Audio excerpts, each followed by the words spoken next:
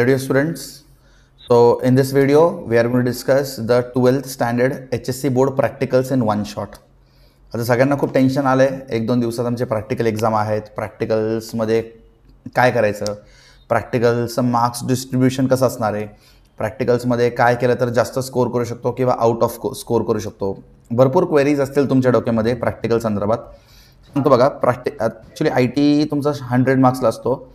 T मार्क्सला तर आपला online exam असणार आहे, हे सगळ्यांना माहिती आहे बरोबर.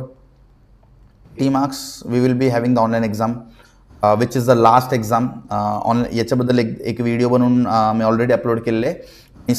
प्रत्येक चॅप्टर वन शॉट रेकॉर्डेड आहेत. ऑल 6 चॅप्टर्स, टोटल आपल्याकडे 6 चॅप्टर्स आहेत आणि सगळे चॅप्टर्स वन शॉट रेकॉर्ड करून मी अपलोड केलेले आहेत आणि भरपूर लोकांनी ते बघितलं पण असेल. एवढं डिटेल्ड व्हिडिओ तुम्हाला कुठंच भेटणार नाही आणि प्रत्येक बोर्ड एक्झामचा PYQ सुद्धा मी सॉल्व्ह करून दिलेलं आहे. म्हणजे हे 6 चॅप्टर्सचे तुम्ही वन शॉट कव्हर केलं तर सफिशियंट आहे. प्रत्येक व्हिडिओच्या डिस्क्रिप्शनमध्ये तुम्हाला PYQs भेटेल. एवढं जरी केलं आणि TPS एक रीड करून काढलं आणि टेक्स्टबुक एक रीड करून काढलं, बस that's it. So you can prepare yourself for the 80 marks online exam.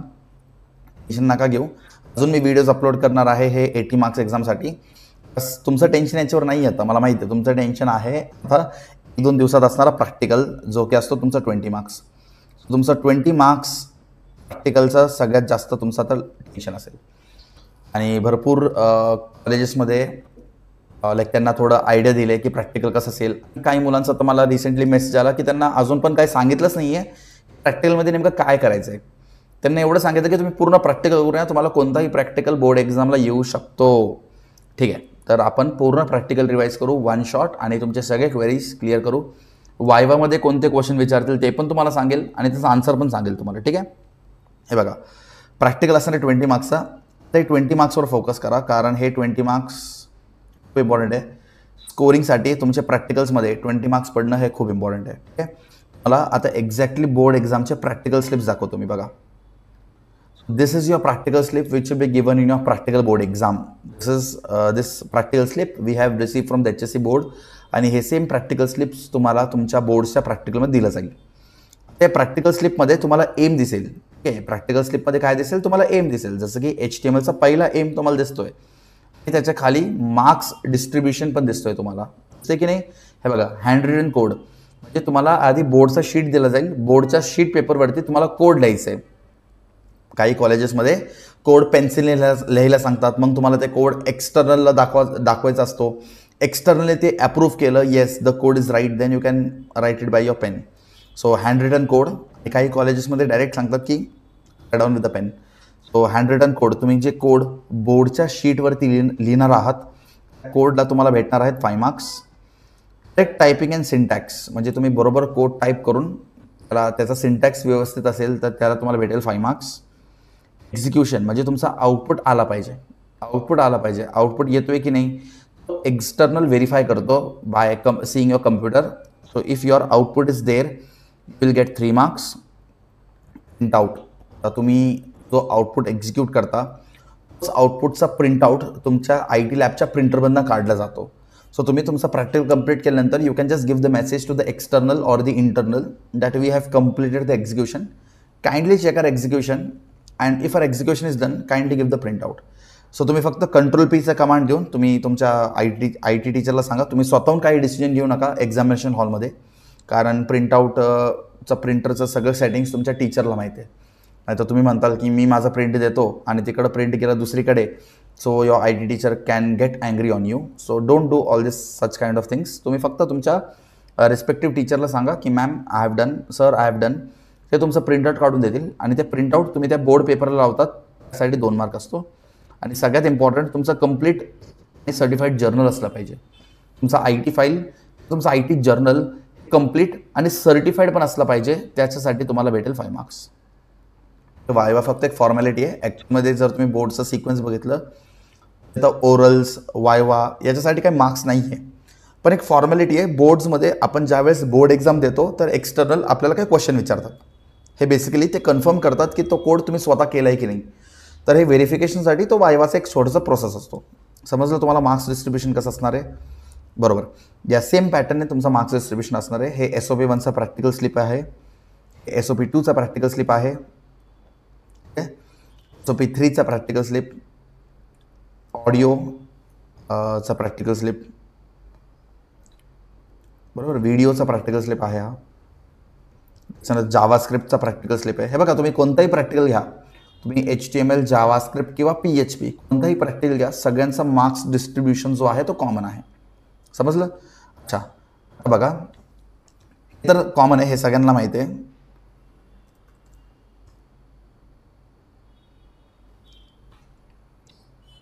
Students should file minimum 12 practicals. त्या सगळ्यांना माहिती आहे. तुम्ही तुमच्या IT जर्नल्समध्ये टोटल 12 प्रॅक्टिकल म्हणजे 12 प्रॅक्टिकल्स कंप्लीट केलेत. आता ॲडव्हान्स वेब डिझायनिंगचे we have completed any 5, JavaScript we have completed any 4 and server side scripting. हे सर्व्हर साईड स्क्रिप्टिंगचा काय कन्सेप्ट ते सांगतो मला. सर्व्हर साईड स्क्रिप्टिंगचा अर्थ असतो PHP. सर्व्हर साईड स्क्रिप्टिंग म्हणजे काय असतो तुमचा PHP. आपण PHPचे किती प्रॅक्टिकल्स केले? 3 प्रॅक्टिकल्स केले. मला कोणतं प्रॅक्टिकल येणार आहे?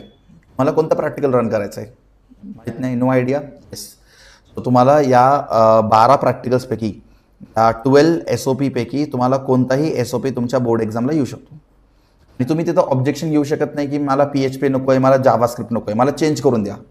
माझ्या फ्रेंडला HTML भेटले, तुम्ही मला PHP कसं काय दिलं, मला पण HTML पाहिजे, मला माहीत नाही, असं जर तुम्ही ऑब्जेक्शन घेतलं, as per the board rules first -5 will be done. ते -5 केला जातो आणि मग तुम्हाला जो प्रॅक्टिकल पाहिजे तो प्रॅक्टिकल तुम्हाला दिला जातो. तुला काय पाहिजे?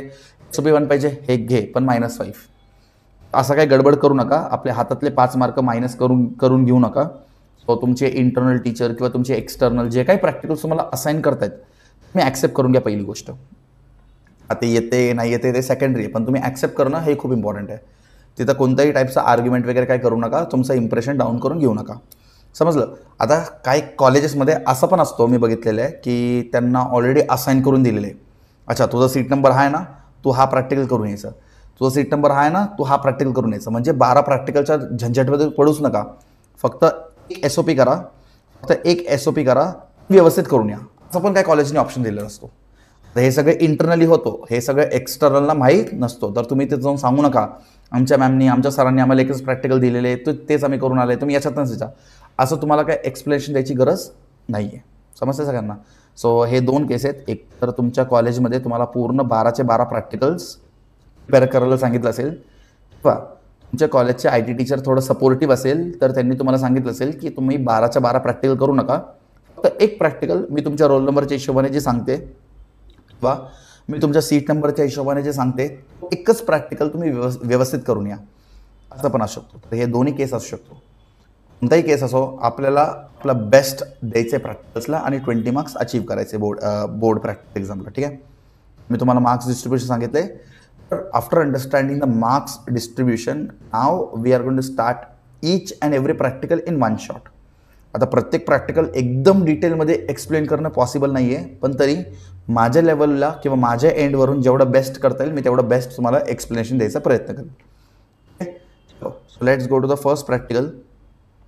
काही मुलांना हा प्रॅक्टिकल असेल उद्या, किंवा ॲडव्हान्स वेब डिझायनिंग म्हणजे HTML मधला पहिला प्रॅक्टिकल. सो HTML मधला पहिला प्रॅक्टिकलमध्ये काय करायचं हे बघा. Let's see the aim of the practical. So create a website. So we have to create a website using HTML5 and CSS. म्हणजे आपल्याला HTML5 आणि CSSचे कन्सेप्ट वापरून बनवायचं आहे. पहिली गोष्ट, डायरेक्ट एखादा स्टुडंट प्रॅक्टिकलचा व्हिडिओ स्टार्ट करायचा असेल तर तो हा चुकीच अप्रोच आहे. तुम्ही आधी HTMLचा 1 शॉट व्हिडिओ कंप्लीट करून घ्या. ठीक आहे ना, तुमचं एक्झाम भले उद्या असेल तुम्ही कंप्लीट करू शकता. अरे IT तुम्ही रातोरात कंप्लीट करू शकता, एवढं तुम्ही ऐकून घ्या फक्त माझं. ठीक आहे, असं नाही की सर आम्ही HTMLचं थिअरी कंप्लीट नाही केले तर आम्हाला प्रॅक्टिकल पण समजत नाही आहे. ठीक आहे ना, तुम्ही HTMLचं 1 शॉट लेक्चर ऐका ना, मी ऑलरेडी अपलोड करून ठेवलेलं आहे. वाटतं सर डिस्क्रिप्शनमध्ये परत एकदा लिंक टाकून देतो, ते HTMLचं 1 शॉट व्हिडिओ बघून घ्या. 1 hour 40 मिनिट्सचा व्हिडिओ आहे, 1 hour 40 का 1 hour 50 मिनिट्स काहीतरी व्हिडिओ आहे. एक्झॅक्टली मला माहीत नाही बरं का, 2 तासाचा व्हिडिओ पण असू शकतो. खूप मोठा व्हिडिओ आहे, पण एकदम डिटेल्ड व्हिडिओ आहे. त्याच्यामध्ये तुम्ही हा CSSचा कन्सेप्ट मिस करू नका. CSSचा कन्सेप्ट मिस करू नका. तो तुमचा क्लिअर असेल तर तुम्हाला प्रॅक्टिकल समजेल. मी आता असं अज्युम करतोय की तुम्हाला पूर्ण थिअरी माहिती आहे आणि मी प्रॅक्टिकल स्टार्ट करतोय बरं का. नाही तर तुम्ही म्हणताल की सर तुम्ही प्रॅक्टिकल एवढं फास्ट घेतलं, आम्हाला काही समजलंच नाही. मी असं अज्युम करतोय की तुम्हाला सगळं थिअरीचे कन्सेप्ट माहीत आहे. ठीक आहे, सो बघा HTML5 आणि CSS is a cascading style sheet using any 4 CSS properties, म्हणजे कोणतेही 4 CSS प्रॉपर्टीज आपण वापरू शकतो. Right a code for 2 separate pages having different file name such as first as index.html, म्हणजे आपल्याला 2 पेजेस बनवायचं आहे. एका पेजचं नाव असेल index.html, दुसऱ्या पेजचं नाव असेल page2.html. म्हणजे index.html हा तुमचा पहिला पेज, page2.html हा तुमचा second page. Use any theme such as college और कंपनी प्रोफाईल, म्हणजे तुम्ही कोणताही थीम घेऊ शकता. तुम्ही कॉलेज वेबसाईट बनवा किंवा कंपनीचं वेबसाईट बनवा, ते तुमच्यावरती आहे. अच्छा, पहिल्या पेजमध्ये काय करायचं आहे हे तर दिलेलं आहे. This is the description for first page and this is the description for second page. म्हणजे फर्स्ट पेजमध्ये काय करायचे आणि सेकंड पेजमध्ये काय करायचे तुमच्यासमोर एकदम क्लिअर कट दिलेले. इंडेक्स पेज म्हणजे the first page must contain a heading which is highest among the other text on pages which will be at the centre of the page. For example आपण company बनवतोय, कंपनीचं नाव एकदम largest हेडिंगमध्ये असलं पाहिजे. सगळ्यांना माहिती आहे लार्जेस्ट हेडिंग म्हणजे काय. ऑफकोर्स H1, तुमचं कंपनीचं नाव लार्जेस्ट हेडिंग म्हणजे H1 मध्ये असला पाहिजे आणि तो एकदम सेंट्रल असला पाहिजे. ठीक आहे, done. There must be a paragraph which introduces general information about the theme chosen. काय एकतर कंपनी किंवा एकतर कॉलेज, तुम्ही जो काही थीम घेताय तो थीमबद्दल तुम्हाला 3 पॅराग्राफ ॲड करायचे. तिन्ही पॅराग्राफ असतील 3 फिजिकल स्टाईल टॅग्समध्ये, म्हणजे तुम्ही एकाला ठेवा बोल्डमध्ये, एकाला ठेवा इटॅलिक टॅगमध्ये, एकाला ठेवा अंडरलाईन टॅगमध्ये. म्हणजे तुम्ही त्याला CSS मध्ये तर ठेवताय, तुम्ही त्याला स्टाईलमध्ये पण ठेवायचं आहे. आणि याच्यामध्ये काय असेल इन्फॉर्मेशन, बोल्डमध्ये, इटॅलिकमध्ये, अंडरलाईनमध्ये कॉलेज प्रोफाईल किंवा कंपनी प्रोफाईलचं इन्फॉर्मेशन असेल. ते कॉलेज काय आहे, कंपनी काय आहे, त्याचं इन्फॉर्मेशन तुम्हाला द्यायचं आहे. समजलं? ठीक आहे. त्याच्यानंतर काय करायचं आहे, must have at least 3 physical style tags. Okay, done. 1 image with alternate text, म्हणजे आपण एक इमेज पण ॲड करणार. आपलं कंपनी असो किंवा आपलं कॉलेज असो, त्याचं इमेज आपण ॲड करायचं. There must be this page must be connected to other page with proper navigational link, म्हणजे तुम्ही या पेजमधनं सेकंड पेजला जाऊ शकता आणि सेकंड पेजमधनं पहिल्या पेजला येऊ शकता. असं तुम्हाला नॅव्हिगेशनल लिंक पण ठेवायचं आहे. पहिलं पेज समजलं सगळ्यांना? ठीक आहे. सेकंड पेजमध्ये काय फक्त फीडबॅक फॉर्म किंवा एनरोलमेंट फॉर्म असेल. So form is created with the help of the form tag. Second पेजमध्ये फक्त आपण फॉर्म बनवून घेऊ, एनरोलमेंट फॉर्म किंवा फीडबॅक फॉर्म. एवढंच आपल्याला करायचं आहे, SOP 1 मध्ये. तर मी तुम्हाला डायरेक्ट आउटपुट दाखवतो की आउटपुट कसं असला पाहिजे.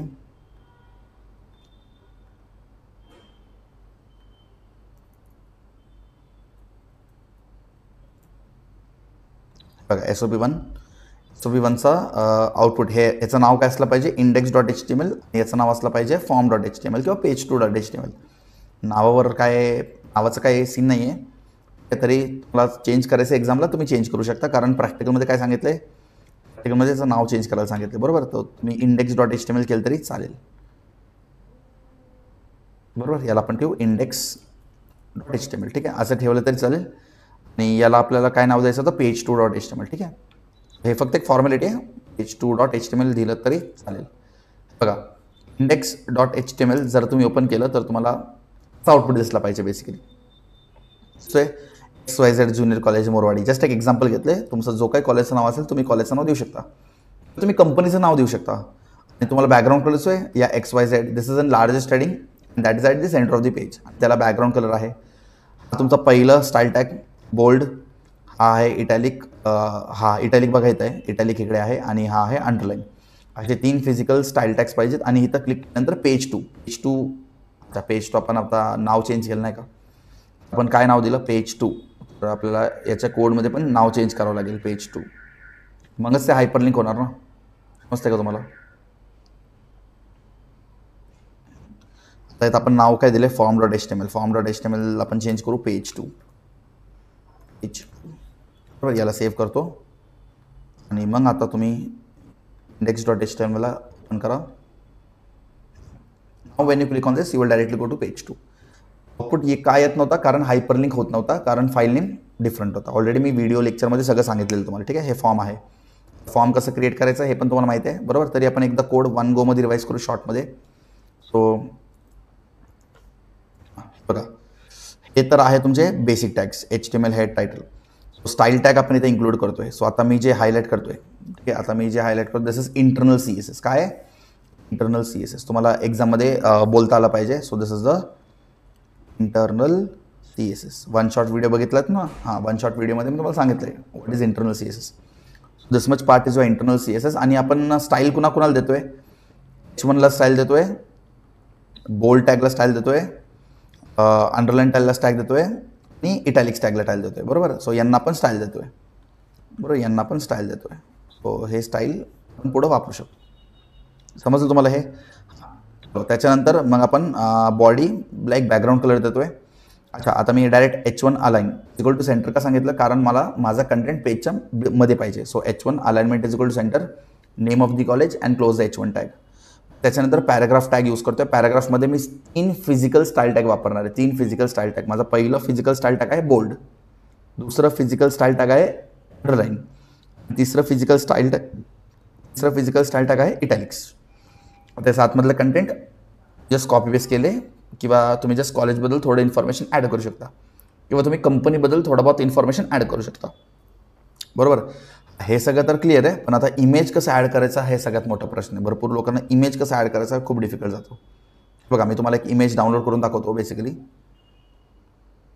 मी जस्ट इथं टाकतो कॉलेज इमेज, जस्ट रँडमली हा इमेज डाउनलोड करतो. आपलं कॉलेज एवढं भारी नाही आहे माहिती आहे. बरं, हा इमेज मी डाउनलोड करतो.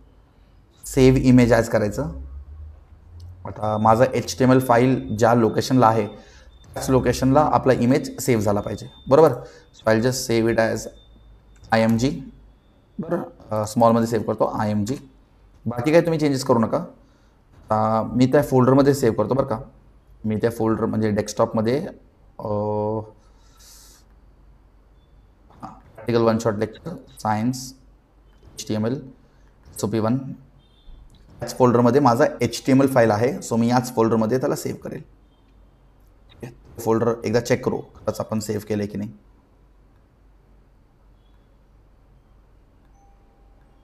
दिसतोय तुम्हाला IMG.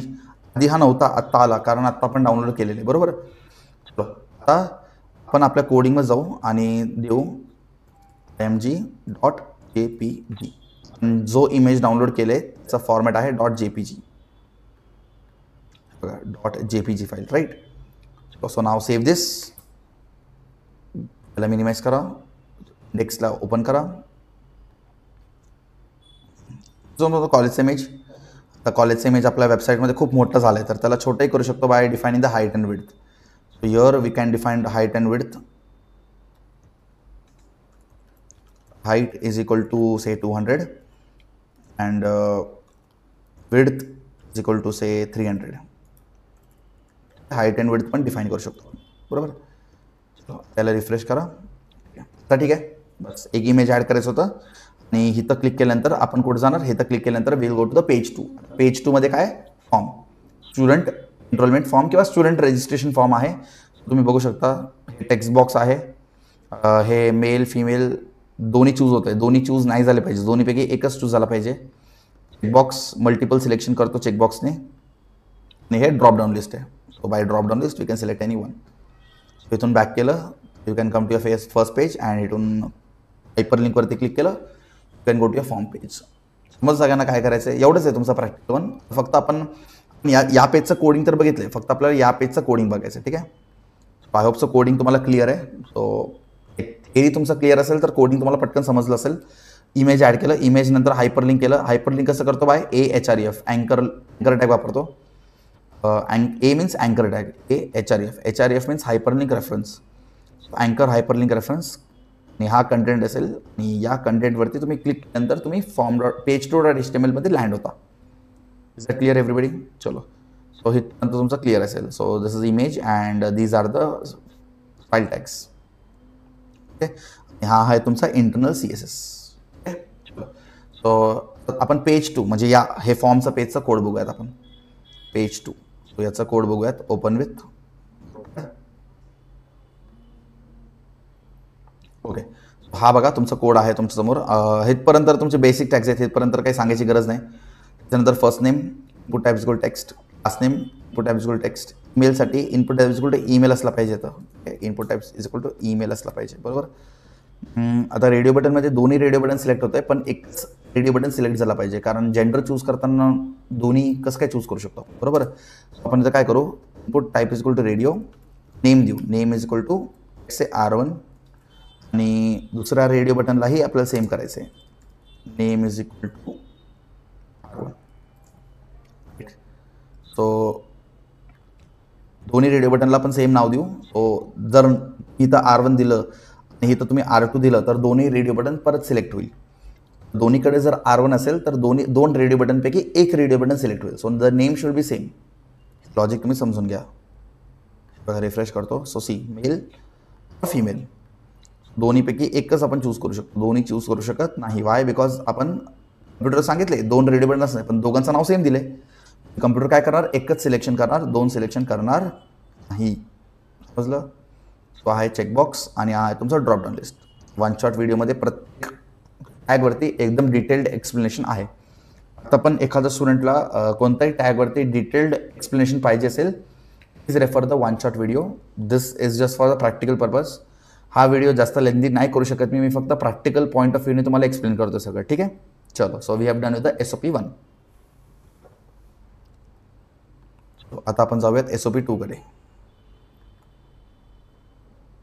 SOP 2 चा एम काय बरं बघा.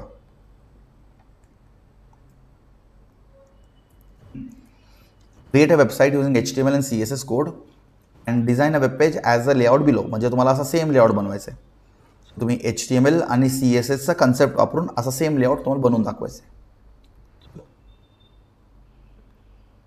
SOP 2 चा मी तुम्हाला आउटपुट दाखवतो. हे बघा, दिसतोय की नाही सेम आउटपुट. हे बघा, आपलं प्रॅक्टिकल स्लिप असणार आहे, असं प्रॅक्टिकल स्लिप असं असणार आहे, आणि हा माझा आउटपुट आहे. सो आउटपुट आणि प्रॅक्टिकल स्लिप एकदम सेम दिसतोय ना. आता याचा कोड बघू आपण. सो याचं कोडिंग कसं करायचं ते आपण शॉर्टमध्ये डिस्कस करू. हे सगळं मी तुम्हाला तुमच्या व्हिडिओच्या डिस्क्रिप्शनमध्ये ॲड करून देईल. मी त्याला डाउनलोड करून सगळं असं नोटपॅडमध्ये कोड पण बघू शकतो. Not a issue. मतलब सर आमच्या IT फॉर्ममध्ये आम्ही वेगळंच काहीतरी कोड लिहिले, तर तो वाला कोड डिफिकल्ट जातोय, आम्हाला हा कोड पाहिजे, तर मी व्हिडिओच्या डिस्क्रिप्शन बॉक्समध्ये हे कोडचं सगळं डिटेल्स शेअर करेल. So you can have everything with you, right. So these are the basic tags. Clear? HTML head, title, basic tag आहे. तर टायटल म्हणजे हेड सेक्शनमध्ये जर आपण स्टाईल टॅग डिफाईन करत असेल तर तो असतो इंटरनल CSS. लक्षात घ्या, हेड सेक्शनमध्ये जर आपण स्टाईल टॅग डिफाईन करत असेल तर तो असतो इंटरनल CSS. आता माहिती आहे तुम्हाला, आय होप सो व्हिडिओ लेक्चरमध्ये आपण हे पण कव्हर केलेले. स्टार काय असतो? स्टार असतो युनिव्हर्सल सिलेक्टर. आठवतं ना CSSचा सिंटॅक्स कसं लिहितो आपण? CSS syntax curly braces. आधी काय लिहितो? आधी आपण लिहितो आपण प्रॉपर्टी, मग आपण कोलन देतो, कोलन नंतर काय लिहितो? व्हॅल्यू, परत सेमिकोलन देतो, सेमिकोलन नंतर परत काय देतो? Property 2, this your property 1, this your value 1, property 2, परत कोलन, काय लिहितो? प्रॉपर्टी 2चा व्हॅल्यू म्हणजे V2, प्रॉपर्टी 2चा व्हॅल्यू लिहितो आणि आपण कर्ली ब्रेसेस क्लोज करतो. आठवतं the syntax? Yes, I hope so the syntax is clear to everyone, right.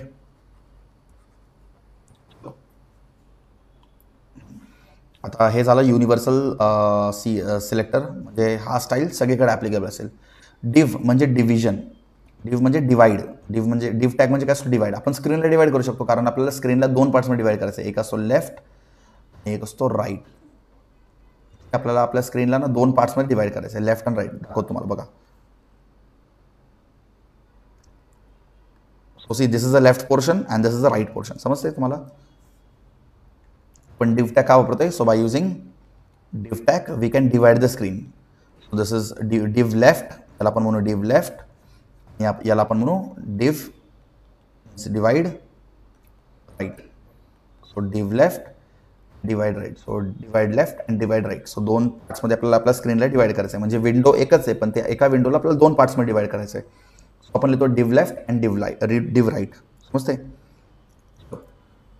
So लेफ्टमध्ये आपण काय केले? Float left, font size. हे बघा, आता मी तुम्हाला ते सांगितलं, हे सगळे प्रॉपर्टीज आहेत, आपण लेक्चरमध्ये कव्हर केले. Font size is a property, 25 pixel is the value. Font style is a property, italic is a value, background colour is a property, this is a value, height is a property, this is a value. आता हे सगळं तुम्हाला माहिती पाहिजे. Dot dot म्हणजे period character असतो बरं का. डॉट म्हणजे काय असतो? Period character. डॉट म्हणजे असतो तुमचा पिरियड कॅरेक्टर, बरोबर. हॅश असतो तुमचा एडी सिलेक्टर, डॉट असतो तुमचा क्लास सिलेक्टर, हे लक्षात घ्या. हॅश असतो तुमचा आयडी सिलेक्टर, डॉट असतो तुमचा क्लास सिलेक्टर. आपण तो वापरतोय क्लास सिलेक्टर.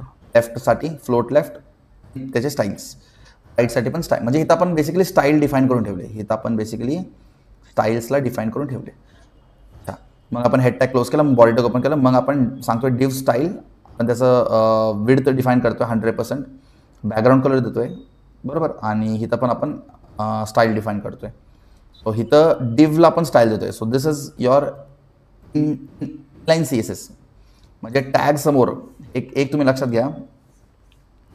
घ्या, ज्यावेळेस टॅग आहे, हे आपलं टॅग आहे, हा वाला कलर काय येतोय,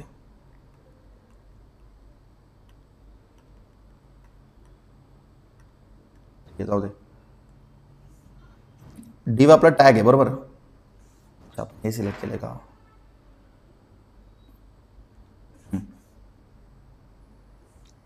समजा डिव्ह आपला टॅग आहे बरं का. डिव्ह आपला टॅग आहे.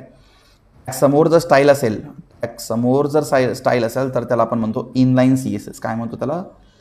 Inline CSS. वन शॉर्ट व्हिडिओमध्ये हा पण कव्हर केला आहे, बरोबर आहे. सो टॅग समोर स्टाईल असेल तर त्याला आपण म्हणतो इनलाईन CSS, बरोबर. H1 लार्जेस्ट हेडिंग आहे, बरोबर. टुरिस्ट प्लेसेसला आपण एकदम सेंटरला ठेवतोय आणि लार्जेस्ट हेडिंगमध्ये ठेवतोय. डिवाइड लेफ्टमध्ये आपण ऑर्डर लिस्ट क्रिएट करतो. काय क्रिएट करतोय? OL tag. OL टॅग म्हणजे काय असतो? Ordered list. So by using OL tag we are creating ordered list. समजते सगळ्यांना? हे बघा आहे ना 1 2 3 4. Yes, this is your ordered list. आणि इथं तुम्हाला डॉटमध्ये दिसतोय ना, तुम्हाला असं डॉटेडमध्ये म्हणजे बुलेट्समध्ये दिसतात ना. So this is your unordered list. तर आपल्याला लेफ्टमध्ये ऑर्डर्ड लिस्ट बनवायचे आणि राईटमध्ये अनऑर्डर्ड लिस्ट बनवायचे. तेच आपण केलं बघा. आपण लेफ्टमध्ये बनवते ऑर्डर्ड लिस्ट, आपण राईटमध्ये, हे ॲक्च्युअली नेक्स्ट लाईनला आला पाहिजे, आणि आपण राईटमध्ये बनवते अनऑर्डर्ड लिस्ट. हे सगळं नेक्स्ट लाईनवरती येणार बरं का, एकाच लाईनमध्ये आहे. तर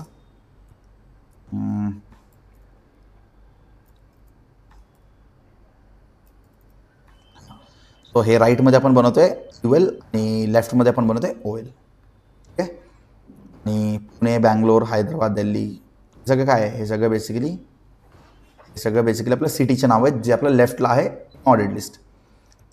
आणि टुरिस्ट प्लेसेस इन पुणे, हे सगळं काय आहे? हे सगळं आहे अनऑर्डर्ड लिस्टमध्ये आणि आहे राईटला. हे डिव्ह राईटला असणार बघा.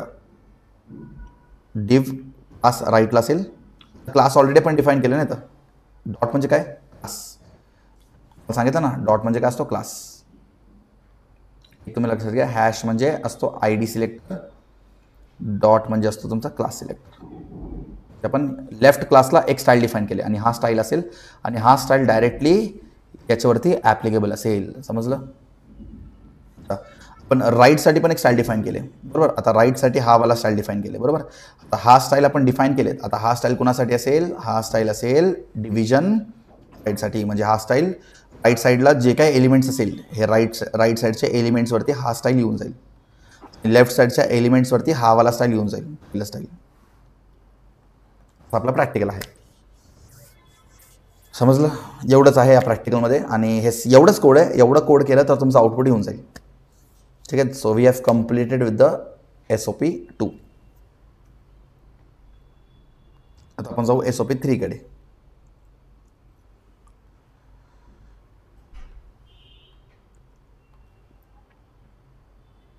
हां, SOP 3 बेसिकली ट्रॅव्हलर्स वेबसाईट आहे.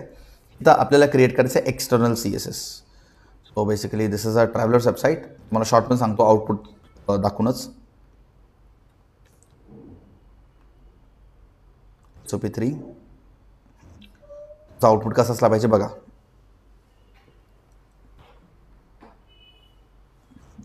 बेसिकली ट्रॅव्हलरचा एक फॉर्म असणार आहे. डेट वगैरे आपण चूज करू शकतो बाय द कॅलेंडर ऑप्शन. आता सबमिटचं बटन ॲज अ इमेज असला पाहिजे, बरोबर. हे दिसतोय तुम्हाला सबमिटचं बटन ॲज अ इमेज असला पाहिजे. So this is a image. This is not a button, this is a image, but I have made that image as a submit button. हाच आपला प्रॅक्टिकलचा एम आहे. आणि जसं आपण सबमिट बटनवरती क्लिक करतो, ट्रान्सपोर्टरचा इन्फॉर्मेशन आला पाहिजे. काय आला पाहिजे? ट्रान्सपोर्टरचा इन्फॉर्मेशन आला पाहिजे. आता ट्रान्सपोर्टरचा इन्फॉर्मेशनमध्ये तुम्ही बॅकग्राऊंड कलर चेंज दिसत आहेत. इथं तुम्हाला अनऑर्डर्ड लिस्ट दिसतोय, तुम्हाला लार्जेस्ट हेडिंग दिसतोय, आणि इथं तुम्हाला फर्स्ट पेजला जाण्यासाठी हायपरलिंक दिसतोय. We can to the first page. From the first page we can come to the second page. The first page will be the form for the traveller. The second page will be the information about the transporter. समजलं? पहिलं page असणार तुमचं ट्रॅव्हलरचं information, ट्रॅव्हलरचा form, आणि second पेजमध्ये असेल तुमचं ट्रान्सपोर्टरचा इन्फॉर्मेशन. ठीक आहे. आणि त्यांनी प्रॅक्टिकलच्या एममध्ये सांगितलेले ऑलरेडी. प्रॅक्टिकलच्या एममध्ये त्यांनी काय सांगितलं? We have to use a external style sheet. आपल्याला काय यूज करायचं आहे? External style sheet. समजते? So we cannot use any other style sheet. We have to use a external style sheet. By using external style sheet we are going to make this practical.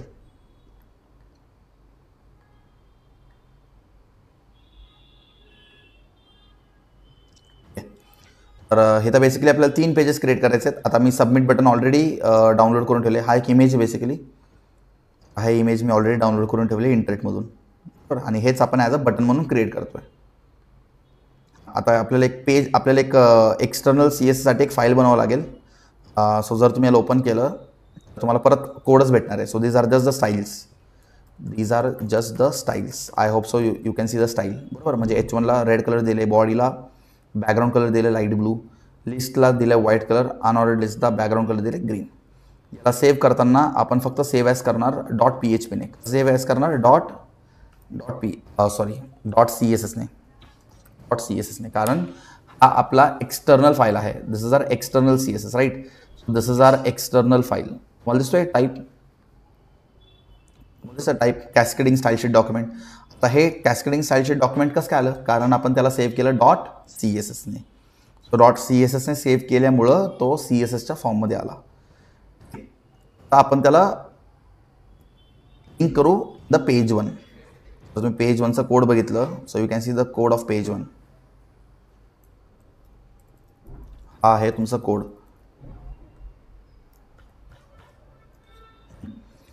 तर basic tax तर clear आहे. H1 travellers information. आपण एक form create करतोय. फॉर्ममध्ये आपण त्याचं name accept करतोय, डेट ॲक्सेप्ट करतोय, date of travel. So input type equal date. Input type equal date दिल्यामुळं तुम्हाला कॅलेंडरचा ऑप्शन भेटतोय. टेलिफोन नंबरसाठी इनपुट टाईप इक्वल टेल दिला पाहिजे होतं. इथं input type equal tel. Telephone नंबरसाठी input type equal tel. HREF H2 this is the hyperlink. काय? हायपरलिंक कसं करतो? अँकर टॅगने. सो बाय युझिंग अँकर tag we can hyperlink the page. HREF hyperlink करणारे आपण पेज 2ला. हायपरलिंक कोणाला देतोय बरं? हायपरलिंक कोणाला देतोय? इमेजला देतोय. येस, हा मोठा कन्सर्न येतं, हा मोठा पॉईंट येतं. इमेज आपण बटन क्रिएट करत नाही. आत्तापर्यंत तुम्ही जे काय केले आपण बटन क्रिएट करत होतो, पण आपण इथं सबमिट करतोय as a image. So button असेल ॲज अ इमेज. समजते? IMG SRC is equal to submit.jpg. इमेजचं हाईट अँड विड्थ आपण डिफाईन केले. सो मी या इमेजवरती क्लिक केल्यानंतर I will land on page 2.html. Clear आहे? ओके.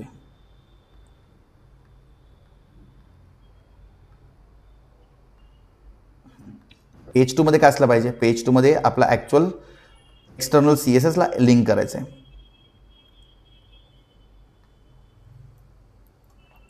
एवढंच आहे प्रॅक्टिकल, जास्त कॉम्प्लिकेटेड नाही. हे बघा, टायटलपर्यंत तुमचं क्लिअर असेल. This line is for hyper linking the external CSS. So आपल्याला काय लिहावं लागेल? Link relation is equal to style sheet, type is equal to text/CSS. आणि पण त्या CSS फाईलला काय नावाने सेव्ह केलं होतं आठवते? CSS फाईलना आपण याच नावाने सेव्ह केलं होतं. So this is a CSS file name. So CSS file name त्याच नावाने असलं पाहिजे, my.css. Then only there will be hyperlink of, then only there will be link. Plus तो लिंक होईल, आता तो लिंक होणार नाही. सो आपण H1 मध्ये दिले transporter information, unordered list create केले. सो अनऑर्डर्ड लिस्टमध्ये सगळे टाकून दिले. त्याचे स्टाईल्सबद्दल तुम्ही लोड नका घेऊ. आपण H1चं स्टाईल ऑलरेडी डिफाईन केले याच्यामध्ये. समजते? सो H1चं स्टाईल, H1चा जो काही स्टाईल असेल ऑलरेडी आपण डिफाईन केलेले. ULला काय स्टाईल असेल ऑलरेडी आपण इथं डिफाईन केलेले. समजते? आपण ऑलरेडी स्टाईल डिफाईन केलेत. my.css ला आपण इथं लिंक करतोय. काय करतोय? लिंक करतोय. सो लिंक केल्यामुळं डायरेक्टली तो स्टाईल इथं येऊन जाईल आणि तो स्टाईल डायरेक्टली आपल्या पेजमध्ये ॲप्लिकेबल असेल. So this is your external CSS of SOP3. ठीक आहे. अजून एकदा तुम्हाला आउटपुट दाखवतो. पेज 1 सिम्पल फॉर्म बनवले. पुट टाइप इक्वल डेट असं दिल्यामुळं आपल्याला कॅलेंडर भेटतोय. Submit button as a image page 2. Page 2च्या आतमध्ये स्टाईल कुणाचे आहेत? पेज 2च्या आतमध्ये my.css फाईल येतोय. पेज 2.css मध्ये my.css चे फाईल्स my.css चे स्टाईल्स आलेत. बघा, नॉर्डेड लिस्टचा बॅकग्राऊंडला ग्रीन, हा H1ला रेड, हा स्टाईल दिला होता ना आपण, आठवते का? अरे हा स्टाईल दिला होता ना CSS फाईलमध्ये. तो आहे H1ला red colour, background light blue, background light blue, लिस्टला आपण व्हाईट दिलं होतं आणि UL ला ग्रीन दिलं होता ना.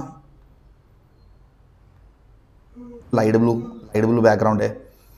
त्यानंतर लिस्टला ग्रीन दिलेले आहे, H1ला रेड दिलेले आहे. बरोबर, स्टाईल आपण इथं ॲप्लिकेबल केलेले आहे. तर एक्सटर्नल CSSचा ॲडव्हान्टेज काय आहे? This external CSS file can be linked with many pages. आता आपण इथं फक्त एकदाच बनवलं, हा CSS फाईल आपण एकदाच बनवलं. आता या फाईलला तुम्ही मल्टिपल वेबसाईटसोबत लिंक करू शकता. That is only the advantage of external CSS. समजलं? So we have done with the SOP3. Now we come to SOP4. सगळ्यात सोपं SOP आहे ऑडिओ. बरोबर,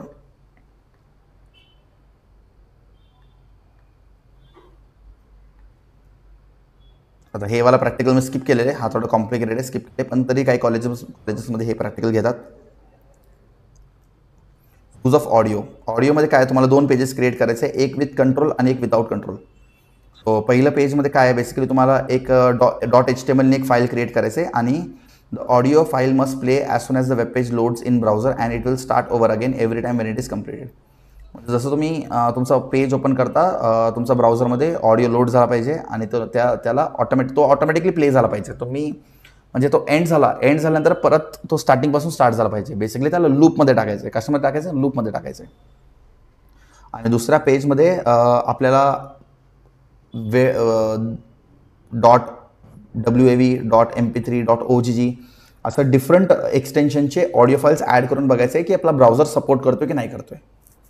ठीक आहे. So you can see already मी 3 टाईपचे ऑडिओ डाउनलोड करून ठेवलेत. तर हे ऑडिओ तुम्हाला ऑलरेडी तुमच्या लॅबमध्ये भेटून जाईल. समजा तुम्हाला लॅबमध्ये नाही भेटलं तर तुम्ही फक्त गुगलमध्ये असं सर्च करू शकता, ऑडिओ फाईल सॅम्पल. मला एक वेबसाईट भेटेल filesexample.com म्हणून. filesexample.com मध्ये तुम्ही गेलेत तर तुम्हाला तुमच्या प्रॅक्टिकल स्लिपमध्ये जे काही लिहिले ते सगळं ऑडिओ फाईल्स भेटून जाईल. हे सगळं करायची गरज नाही आहे. बघा तुम्हाला दिसतोय इथं .mp3, .wav, .ogg. फक्त सिलेक्ट इथं क्लिक करा आणि तुम्ही डाउनलोड करा. हे सगळं करायची गरज नाही. तुम्हाला ऑलरेडी तुमच्या लॅबमध्ये PC असेल, समजा तुमच्या लॅबचं PC फॉर्मॅट केलं असेल किंवा तुमच्या IT टीचरने सांगितलं की तू तुझं बघ, ठीक आहे, आपण या वेबसाईटवरनं सॅम्पल फाईल्स डाउनलोड करू शकतो. मी तर आता ऑलरेडी सॅम्पल फाईल डाउनलोड केलेत. Song1 जो आहे .mp3 फॉर्मॅटचा आहे, Song2 जो आहे .wav फॉर्मॅटमध्ये आहे आणि Song3 जो आहे .ogg फॉर्मॅटमध्ये आहे. प्रत्येक साऊंडचं फॉर्मॅट इथं दिलेलं आहे आणि मी प्रत्येक साऊंड डाउनलोड करून ठेवले.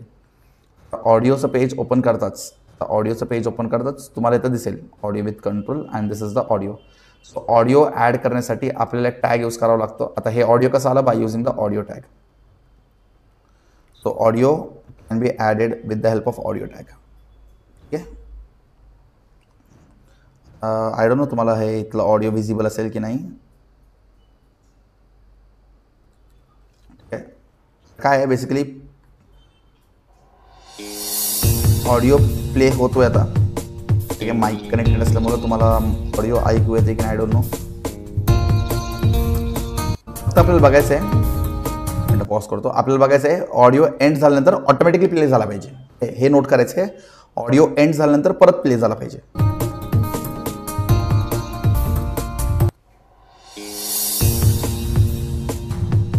घेतलं, ऑडिओ एंड होतोय. ऑडिओ एंड होतच ऑटोमॅटिकली प्ले होतोय.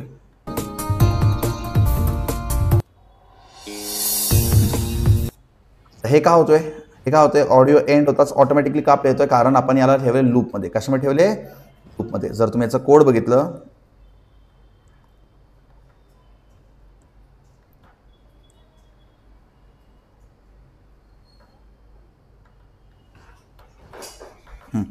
तुम्ही याचं कोड बघितलं सो कोडमध्ये तुम्हाला दिसेल बघा, इथपर्यंत तुमचं क्लिअर आहे, इथपर्यंत तुम्हाला माहितीच आहे काय आहे, बेसिक टॅग्स आणि हेडिंग दिले. सो ऑडिओ टॅग यूज करून आपण ऑडिओला ॲड करू शकतो. So audio is a tag here, लक्षात घ्या, here audio is the tag. Controls is the attribute of audio tag. आयओमध्ये विचारतात बरं का, controls is the attribute of audio tag. Loop आपण एक ॲट्रिब्यूट आहे आणि -1 असल्यामुळं, लूप -1 असल्यामुळं, लूप -1 असल्यामुळं आपला ऑडिओ जो आहे तो अगेन अँड अगेन स्टार्ट होतोय. आपण इथे लिहिलो आहे ऑटो प्ले, बरोबर. आता कोणतं सॉन्ग ॲड करायचं मला त्याला डिफाईन करावं लागेल by SRC. So source is a tag, SRC is the attribute of the source tag and this is the file name and .mp3 is the extension. .mp3 is the audio file extension. काय, audio/mpg mega picture expert group. आणि आपण सोर्सला close केले, ऑडिओला close करा, बॉडीला close करा, HTML ला close करा, दॅट्स इट, बरोबर. झालं ऑडिओ विथ कंट्रोल. तसंच आपल्याकडे अजून एक पेज आहे ऑडिओ डिफरंट एक्सटेन्शन सोबत, बघू शकता. इथं कोडिंग सेम आहे, कोडिंग ऑलमोस्ट सेम आहे, फक्त आपण इथं MP3 काढून आपण इथं हे ॲड केले बस. आता इथं ॲड करतोय, आपण इथं ॲड करतोय .wav, आपण इथं ॲड करतोय .ogg, बरोबर. आपण .wav .ogg असे 2 एक्सटेन्शन्स ॲड करतोय. समजा हे दोन्ही पण सपोर्ट नाही झालं, हा पण सपोर्ट नाही झाला आणि हा पण सपोर्ट नाही झाला, दोन्ही सपोर्ट नाही झालं तर हा प्रिंट होईल, your browser does not support the audio element.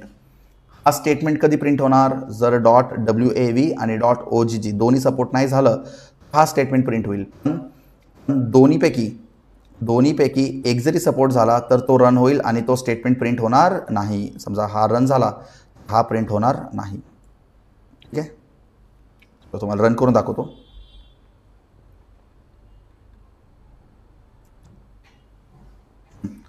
बघा इथं फक्त एक फाईल रन होतोय, म्हणजे हा आहे .wav .ogg रन होत नाहीये, तिला रन होत आहे. तुम्ही म्हणताल की तुम्हाला कसं कळालं हे .wav, तुम्ही डाउनलोड करून बघितलं तर तुम्हाला .wav च्या फॉर्मॅटमध्ये भेटेल. .ogg कन्सेप्ट काय आहे,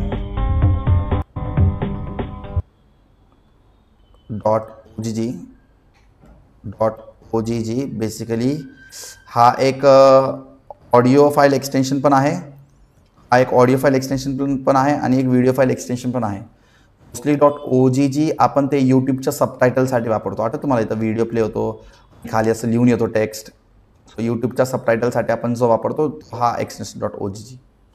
शक्यतो भरपूर ब्राउझरमध्ये सपोर्ट करतो, पण वेबसाईट बनवताना तो सपोर्ट करत नाही, त्याला थोडं वेगळे टॅग्स वापरावं लागतात, असं सीन आहे, बरोबर.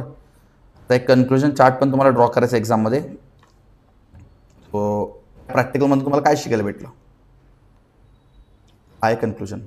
So internet explorer MP3 support करतो, वेव्ह आणि OGG सपोर्ट करत नाही. तुम्ही ट्राय करून बघू शकता.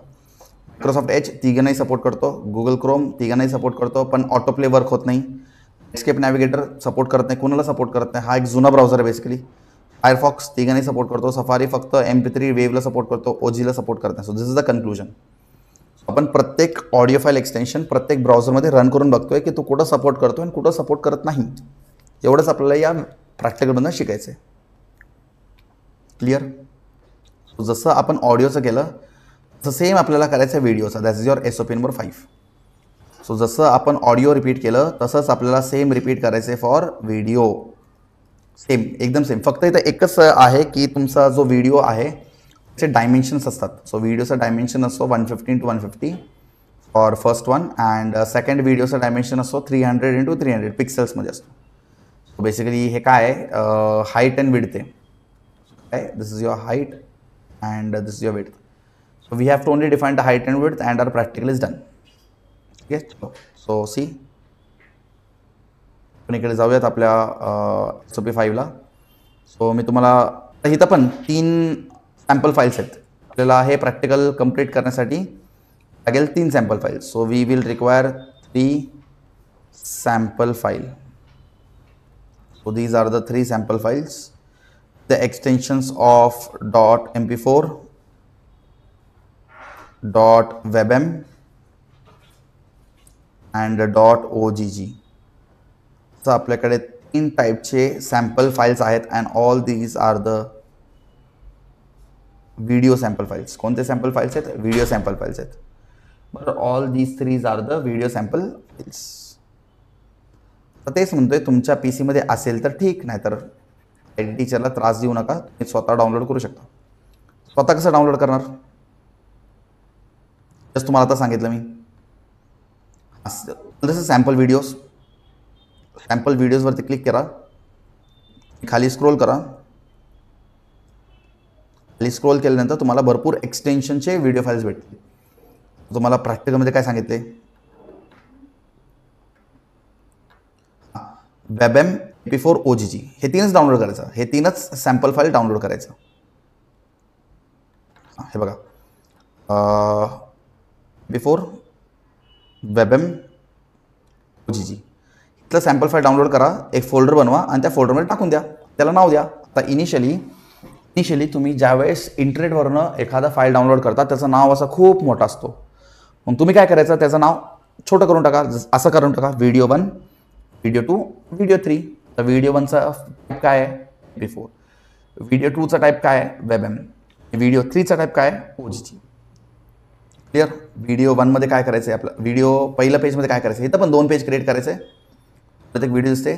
Yes, now this is 115 to 150 dimension. आता 115 to 150 मध्येच का ठेवायचं? कारण आपल्याला क्वेश्चनमध्ये सांगितले ना रे बाबा, बघा, it will be in 150 into 150 dimension. 115 into 150च्या डायमेन्शनमध्येच असला पाहिजे तुमचं पहिलं page. Create a web page named as video.html to display a video file on web page and automatically. The dimensions of video should be 150 into 150 pixels, right? तुमचा पेजचा dimension जो असला पाहिजे तो 150 into 150 असेल. क्लिक केलं तर तुमचा व्हिडिओ प्ले होतोय. एक सॅम्पल व्हिडिओ मी इंटरनेटवरनं काढले, असं तुम्ही करू शकता. झूम करून दाखवतो. This is the frame of 115 to 150. So you can see the frame of 115 to 150. समजलं? This is video with control. Then we have to run again more one file which is video without control. And video without control मध्ये mostly तुम्हाला हे सगळे extensions add करायचे आहेत. तुम्हाला बघायचं आहे सगळे कुठं रन होत आहेत. समजते? आणि कोड पण सेम आहे बरं का. जसं तुम्ही ऑडिओ ॲड करण्यासाठी ऑडिओ टॅग वापरता, तसंच व्हिडिओ ॲड करण्यासाठी फक्त तुम्हाला वापरावं लागेल व्हिडिओ टॅग. बाकी सगळं सेम असेल. See, everything is same. मी तर म्हणेल हा सगळ्यात सोपा प्रॅक्टिकल आहे HTML मधला. हा प्रॅक्टिकल कुणाला आला तर तुमची लॉटरी आहे. एवढंच कोड आहे ना रे बाबा, एवढंच कोड आहे पेज 1 आणि पेज 2चा. पेज 2 मध्ये काय, फक्त एक्सटेन्शनचं एक लाईन वाढेल, फक्त सोर्स टॅग 2दा वाढेल, बस. समजते सगळ्यांना? सो बघा ना, बाकी पूर्ण सेम आहे. फक्त आपण इथं एवढंच ॲड केलं. मी जे हायलाईट करतो ना, एवढंच आपण ॲड केले. ऑडिओच्या ठिकाणी व्हिडिओ, पण फक्त हाईट आणि विड्थ डिफाईन केले. बाकी सगळं तर सेम आहे. ठीक आहे? एक लक्षात घ्या, तुमचं HTML फाईल आणि तुमचा व्हिडिओ फाईल एकच लोकेशनला असला पाहिजे. जर एकच लोकेशनला असेल तर तुमचा कोड रन होईल. सेकंड पेजमध्ये WebM आणि OGG दोन्ही आहेत. हे बघा, पार्शली सपोर्ट करते, पूर्ण सपोर्ट करत नाही आहे.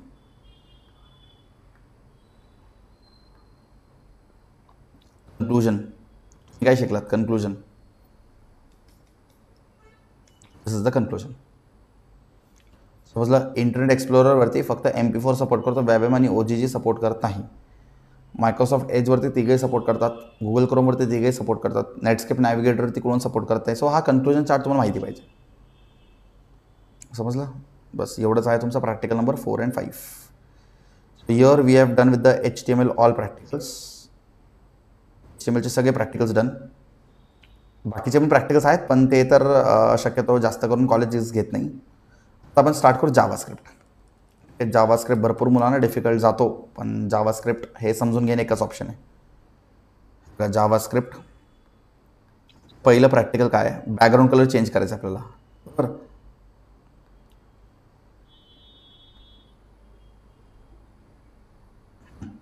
Create a web page in HTML having a white background and one button object.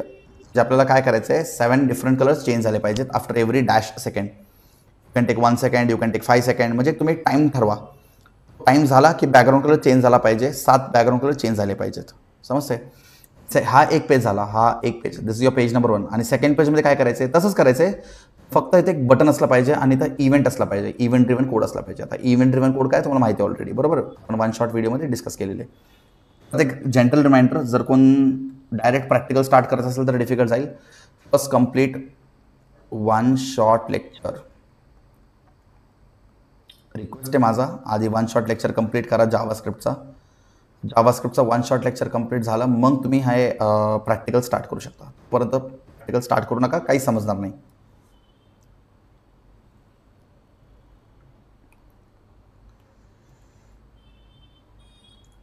Let's go to JavaScript.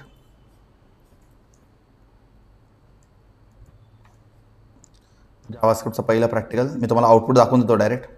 बघा, पेज ओपन करताच 7 डिफरंट कलर, म्हणजे माउस पॉइंटर, आपला माउस पॉइंटर पहिल्याच्यामध्ये इव्हेंट आहे बरं का, दुसऱ्याच्यामध्ये इव्हेंट नाही आहे.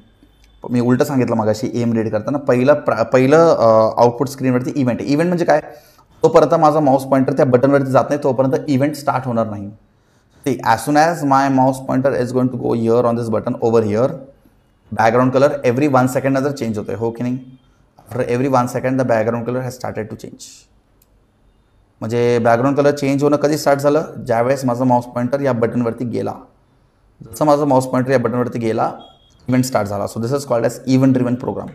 यालाच आपण काय म्हणतो, इव्हेंट ड्रिव्हन प्रोग्राम.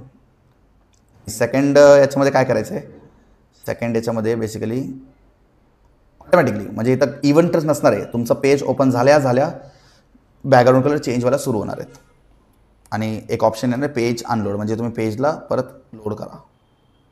पेजला परत लोड केलं तर तुम्हाला परत 7 डिफरंट कलर्स दिसतील आफ्टर एव्हरी 1 सेकंड. समजलं. तर याचा कोड बघूयात. आता जावास्क्रिप्टचा कोड मला माहीत नाही, भरपूर लोकांना आता प्रॅक्टिकली जावास्क्रिप्टचा कोड लक्षात ठेवणं पॉसिबल नाही आहे, पण तरी कॉलेजेसमध्ये हेल्प वगैरे करतात बरं का, टेन्शन घेऊ नका. काय कॉलेजेसमध्ये प्रिंटआउट वगैरे तुम्हाला आधीच देतील आणि ते म्हणतील आता तरी लिहून काढ आणि रन करून काढ बाबा. कारण बघून टाईप केल्यानंतरच एवढं मिस्टेक्स येतात जावास्क्रिप्टमध्ये, न बघता तर सोडून द्या विषय. काय म्हटलं समजलं ना तुम्हाला. ज्यावेळेस मी मुलांना प्रिंटआउट काढून देतो, हे घे कोड छापून काढ, student code as it is छापतो, तरी त्याचा आउटपुट रन होत नाही जावास्क्रिप्टमध्ये. तर आता या केसमध्ये मी सांगितलं न बघता कोड कर, मग तर तुम्हाला माहिती आहे अवघडच आहे. ठीक आहे.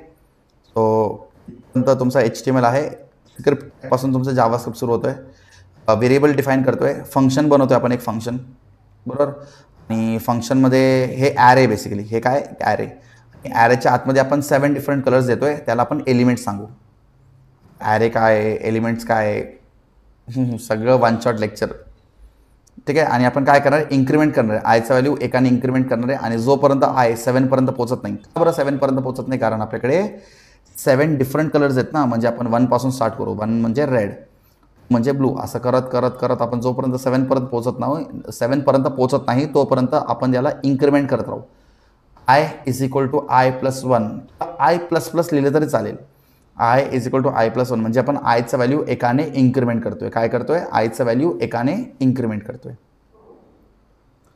त्याच्यानंतर if I is equal to 7, म्हणजे हे ट्रू झालं तर आपण हे ट्रू असेल तर आपण या लूपच्या आतमध्ये राहू शकतो, म्हणजे प्लस प्रिंट करू शकतो. आणि हे ट्रू फॉल्स झालं तर आपला बॅकग्राऊंड कलर जो आहे तो व्हाईट डिस्प्ले होईल. जोपर्यंत हा कंडिशन ट्रू आहे परंत एक इन्क्रीमेंट करत आपण एक कलर डिस्प्ले करत राहू. जसा हा कंडिशन फॉल्स होईल आपण बॅकग्राऊंड कलर व्हाईट डिस्प्ले करू. हे सगळं कधी स्टार्ट होणार, ज्यावेळेस आपण बटनवरती क्लिक करू, बटनवरती हे बघा, हे आहे on mouse over, this is the function, this is the JavaScript event, this is the mouse JavaScript event. याला आपण काय सांगू, mouse JavaScript event. Set interval is a inbuilt function. Set interval change 1000 म्हणजे 1 सेकंड. मिली सेकंड्समध्ये आपण define करतो. कोडमध्ये milli सेकंड्समध्ये define करतो. 1000 म्हणजे 1 सेकंड. 5000 म्हणजे 5 सेकंड. समजते? So this is in milliseconds. So we are going to set interval. आपलं set interval होऊन जाईल as soon as we click on this button of form. So input type equal button, या बटनवरती click केल्यानंतर किंवा या बटनवरती Mouse गेल्यानंतर set interval function call होईल आणि सेट इंटरवल चेंज होत राहील. म्हणजे काय, हे ॲरेमधले 7 डिफरंट कलर्स आपल्या स्वतःला चेंज करत राहील आफ्टर एव्हरी 1 सेकंड. ओके. जावास्क्रिप्टमध्ये काय आहे, फक्त ते बटन नसणार आहे रे, बाकी सगळं सेमच असणार आहे ना.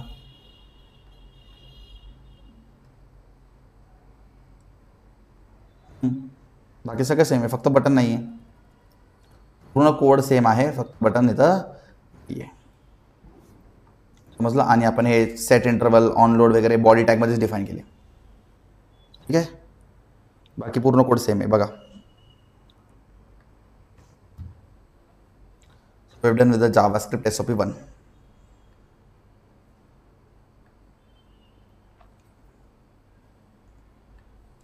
JavaScript SOP2 मध्ये हा वाला तर मी शक्यतो स्किप करतो. कॉलेजेसमध्ये, भरपूर कॉलेजेसमध्ये हा प्रॅक्टिकल स्किप करतात.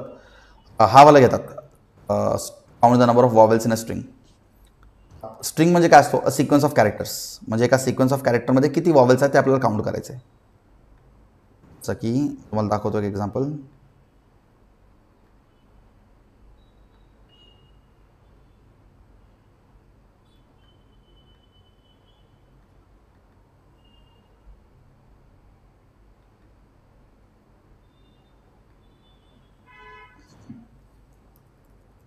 आहे आपलं जावास्क्रिप्ट आउटपुट. आता मी इथं टाईप केलं information.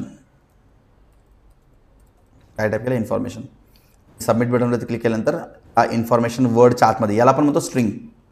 Sequence of characters called a string. आता या स्ट्रिंगमध्ये वॉवेल्स म्हणजे काय, AEIOU हे वॉवेल्स किती रिपीट झालेत, तर टोटल आहे 5. एवढंच आहे प्रॅक्टिकल. समजलं. तर मी लिहिलं हॅलो वॉवेल्स 2, E आणि O वॉवेल्स आहेत, AEIOU बरोबर. So number of vowels is 2. याचं कोड एकदा डिस्कस करूयात.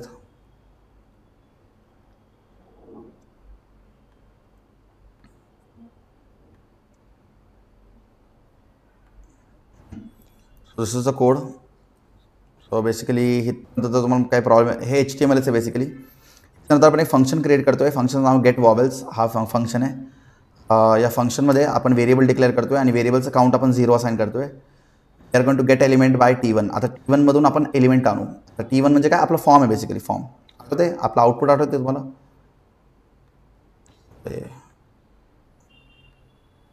हा आपला आउटपुट आहे बरोबर. आता इथं मी जे काय व्हॅल्यू एंटर करणार, इथं मी जे काय स्ट्रिंग एंटर करणार, हा असेल माझा T1. हा असेल माझा T1. आता हा T1 इथून कुठे जाणार, गेट एलिमेंट बाय ID मध्ये जाणार.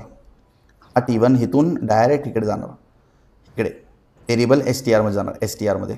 आणि स्ट्रिंग त्याला आपण एक लूपमध्ये कम्पेअर करू आणि मध्ये आपण स्ट्रिंगचं लेंथच्या हिशोबाने कम्पेअर करू. आता हॅलोचं लेंथ किती आहे, 5. इथं ऑटोमॅटिकली होऊन जाईल 5 म्हणजे आपण 5 टाइम्स कम्पेअर करू. त्याच्यामध्ये AEIOU आहे की नाही. Hसाठी पहिलं कंपॅरिझन कोणासाठी येईल, Hसाठी. Hमध्ये आपण कम्पेअर करू, AEIOU मॅच होतं का. जर मॅच झालं तर आपण वॉवेल्स काउंटला एकाने इन्क्रीमेंट करू. तर सांगा बघा, हे T1चं व्हॅल्यू कुठून भेटणार हे समजलं, इथून आपला फॉर्ममधून T1चा व्हॅल्यू भेटणार. आता T1 मध्ये समजा असं लिहिलं हॅलो. सगळ्यात आधी कोण, आता आपल्याला लूप लावतो. लूप म्हणजे आपलं लूप कुठपर्यंत असणार, 1 2 3 4 5, 0 पासून स्टार्ट होतो बेसिकली. 0 to 4 असेल, ठीक आहे. 1 2 3 4 5. ज्यावेळेस 0 1 2 3 4 सगळ्यात आधी कोण आहे, 0चा टर्न येणार. दिसतं तुम्हाला, I is equal to 0. Sir 0 मध्ये कोण आहे, H. Hला कम्पेअर करत जाईल. इथं H आहे का, H आहे का, H आहे का, H आहे का, H आहे का, नाही. H तर नाही आहे, H तर नाही आहे बरोबर. तर आपण वॉवेल्सचा काउंटला इन्क्रीमेंट करू का, नाही. हे इन्क्रीमेंट होणार नाही. तर आयचं व्हॅल्यू इन्क्रीमेंट होणार. आयचं व्हॅल्यू इन्क्रीमेंट झालं की आपण इकडे येऊ. आयचं व्हॅल्यू इन्क्रीमेंट झालं की आपण इकडे येऊ बरोबर. एक्सचं व्हॅल्यू इन्क्रिमेंट झालं की आपण 1कडे येऊ. सो 1मध्ये कोण आहे? 1मध्ये ई आहे, ई. आता ईला आपण कम्पेअर करू, मॅच होते का? नाही होते. इथं मॅच होते का? हो, इथं मॅच झालं ना, ई इथं मॅच झाला ई सकट. तर ई मॅच झालं म्हणजे आपण काउंटला वाढू. काउंटला आता 1, आता काउंट वाढणार. काउंट इनिशियली काय होता? इनिशियली 0 होता. आता 0चा होऊन आता 0चा जाईल 1. बरं, पुढे जाऊ.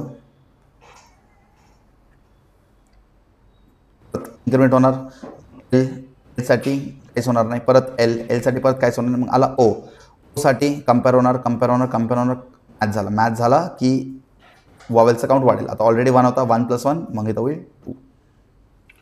तर आपण वॉवेल्सला काउंट करत राहू आणि मग शेवटी आपण काय करू? वॉवेल्सला प्रिंट करू. That's it. ठीक आहे, आय होप सो तुम्हाला हे क्लिअर आहे. वॉवेल्स. चलो नेक्स्ट जावास्क्रिप्टचा कोड बघूयात. पॅलिंड्रोम. नेक्स्ट जावास्क्रिप्टचा कोड काय? पॅलिंड्रोम. बेसिकली पॅलिंड्रोम नंबर काय असतो? पॅलिंड्रोम म्हणजे काय? तर पॅलिंड्रोम म्हणजे आता तुम्ही असं लिहिलं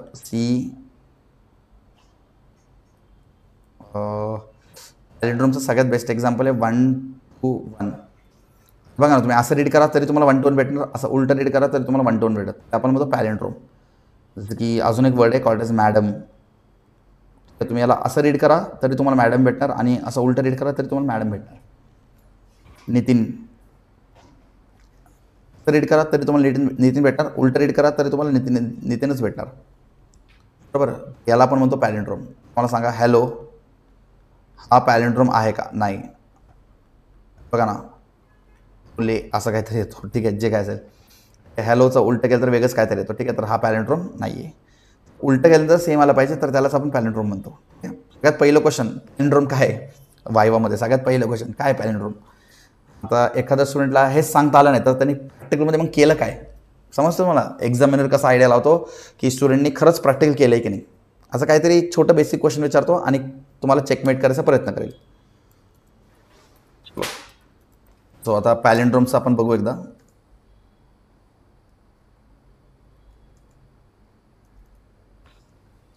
आधी मी तुम्हाला आउटपुट दाखवतो. So enter string. स्ट्रिंग म्हणजे काय? Sequence of characters. So let's say hello. Reverse वेगळंच काय तर. So not palindrome. It is not a palindrome. चलो आता एक एंटर करू. नितीन. रिव्हर्स केलं तरी परत नितीनच येतं. So it is a palindrome. Reverse केल्यानंतरही नितीन आला ना, so it is a palindrome. Madam. Reverse केल्यानंतर परत तेच येणार आहे. So it is a palindrome. बस एवढंच आपला कोड, एवढंच आपला आउटपुट आहे. त्याचा कोड बघूयात एकदा.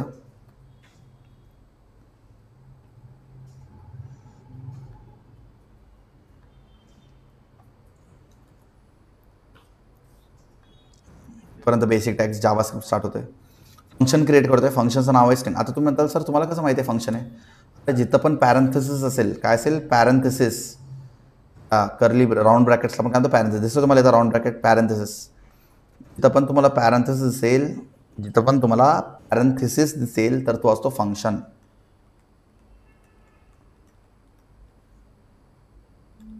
समजलं? पॅरेंथेसिस असेल तर फंक्शन. गेट एलिमेंट कुठून भेटा? S1. आता आपण ऑलरेडी फॉर्म बनवले. फॉर्ममध्ये आपण जे इनपुट करणार S1. फॉर्ममध्ये मी टाकलं हॅलो, तो झाला S1. मग S1 इकडून जाणार इकडे आणि मग आपण त्याला काय करू? रिव्हर्स करू. त्याला बेसिकली एका व्हेरिएबल स्ट्रिंगमध्ये स्टोअर करू. व्हेरिएबल स्ट्रिंगला आपण ॲक्च्युली रिव्हर्स करतो. Function inbuilt function split dot reverse म्हणून. स्प्लिट बेसिकली आपला व्हेरिएबलचं नाव आहे आणि तो व्हेरिएबलला आपण रिव्हर्स करतो. रिव्हर्स एक फंक्शन आहे. रिव्हर्स हा इनबिल्ड फंक्शन आहे. तुम्हाला डिफाईन करायची गरज नाही रिव्हर्स कसं करायचं. जावास्क्रिप्ट ऑलरेडी माहिती आहे रिव्हर्स कसं करायचं. बरोबर. रिव्हर्स केल्यानंतर मग आपण कम्पेअर करतो. फायनल स्ट्रिंग आणि रिव्हर्स स्ट्रिंग सेम आहे का? फायनल स्ट्रिंग म्हणजे आपला ॲक्च्युअल स्ट्रिंग आणि रिव्हर्स स्ट्रिंग म्हणजे आपण त्याला उलटं केले. हे दोघांचं कम्पॅरिझन होणार. जर दोन्ही सेम असेल तर काय प्रिंट होणार? It is a palindrome. जर दोन्ही सेम नसेल, जसं की हॅलोच्या केसमध्ये तुमचा फायनल स्ट्रिंग हा आहे तुमचा फायनल स्ट्रिंग आणि हा आहे तुमचा reverse string. Both are not same. So we will print not a palindrome. समजा जर मी दिलं नितीन, आता याचं उलटं म्हणजे फायनल स्ट्रिंग रिव्हर्स स्ट्रिंग दोन्ही नितीनच असेल ना. दोन्ही नीतीनच असेल, तुमचा फायनल स्ट्रिंग आणि reverse string both are same, so it is a पॅलिंड्रोम.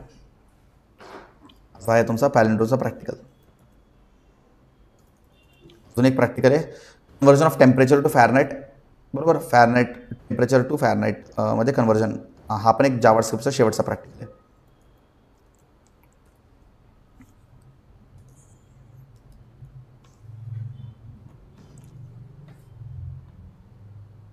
बघा, तुम्ही जर इनपुट सेल्सिअसमध्ये दिलं 38 डिग्री सेल्सिअस, तुम्हाला भेटणार फॅरनाईटमध्ये. समजलं?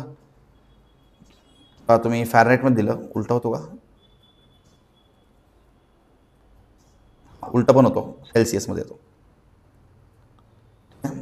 समजलं सगळ्यांना? सो जर तुम्ही तर 39 एंटर केलं 02 आणि 102.2 एंटर केलं फॅरनाईटमध्ये, दुसरा फॅरनाईट असतो बरं का, 38 बरोबर. सो पहिलं बॉक्स सेल्सिअस, तुम्ही दोन्ही नाही द्यायचं, फक्त एकच द्यायचं आणि सबमिट बटनवरती क्लिक करायचं. मला त्याचा आउटपुट भेटून जाईल, कन्वर्जन भेटून जाईल. सो याचा कोड बघूयात एकदा.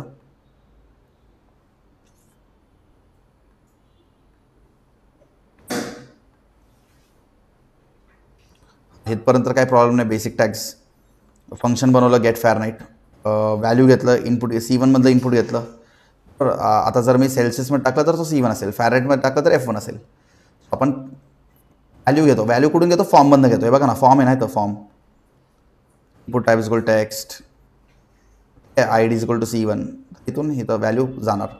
फॉर एक्झाम्पल मी डिग्री सेल्सिअसमध्ये एंटर केलं, डिग्री सेल्सिअसमध्ये इथंच व्हॅल्यू जाणार आणि इकडून व्हॅल्यू इकडे जाणार. मग हे कॅल्क्युलेशन होणार. आता कॅल्क्युलेशन काय आहे? हे फॉर्म्युला आहे, F is equal to C/5 into 9 plus 32. हा फॉर्म्युला आहे, हे फॉर्म्युला आहे. हे फॉर्म्युलाचं कॅल्क्युलेशन होणार आणि F फाइंड आउट करून प्रिंट करू. सेकंड केसमध्ये आपण F1 इनपुट घेतलं तर C फाइंड करू. फक्त फॉर्म्युला थोडं चेंज करा, तर फॉर्म्युला थोडं चेंज केलं तर तुम्ही F1 आणि C दोन्ही फाइंड करू शकता.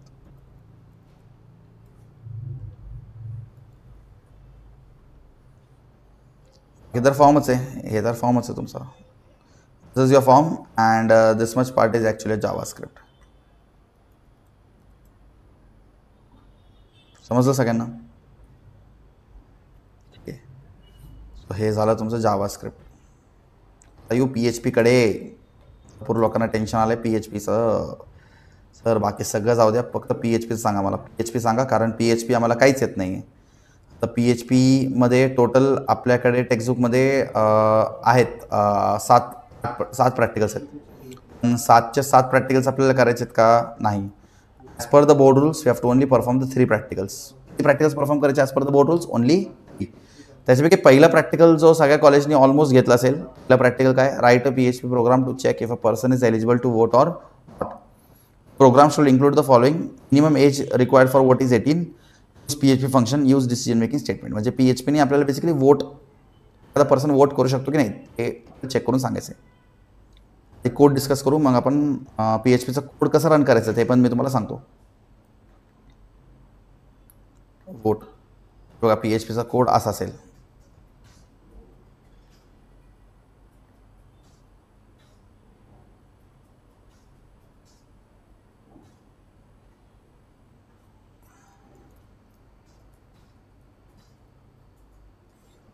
PHP is also embedded inside HTML.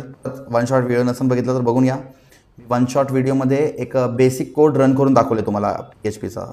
ते कोड तुम्हाला क्लिअर असेल तर पुढचा कोड समजेल तुम्हाला, ठीक आहे? सो HTML इथपर्यंत तुमचं HTML आहे, इथपर्यंत तर पूर्ण HTML आहे. फॉर्म क्रिएट केले, फॉर्ममधून आपण एज वगैरे इनपुट करू, फॉर्ममधून आपण नंबर वगैरे इनपुट करू, ठीक आहे? आता युजर जो नंबर इनपुट करणार आहे त्याला आपण मग चेक करू. चेक करण्याचा क्रायटेरिया काय आहे हे बघा इथं. थोडंच आहे, एवढंच मेन पार्ट आहे. If $A. आता PHPमध्ये व्हेरिएबल्स कसं डिक्लेअर करतो? PHPमध्ये व्हेरिएबल्स डिक्लेअर करतो with help of $. So $A चा व्हॅल्यू जर ग्रेटर दॅन इक्वल टू 18 असेल, जे जर हा एचा व्हॅल्यू ग्रेटर असेल 18 पेक्षा, then the person is eligible to vote. हा व्हॅल्यू 18 पेक्षा छोटा असेल, then the person is not eligible to vote. This condition is getting true. जर हा कंडिशन तुमचा ट्रू झाला, then the person is eligible for voting. जर हा कंडिशन फॉल्स झाला तर the person is not eligible for voting. समजलं? I होपचं तुम्हाला क्लिअर आहे.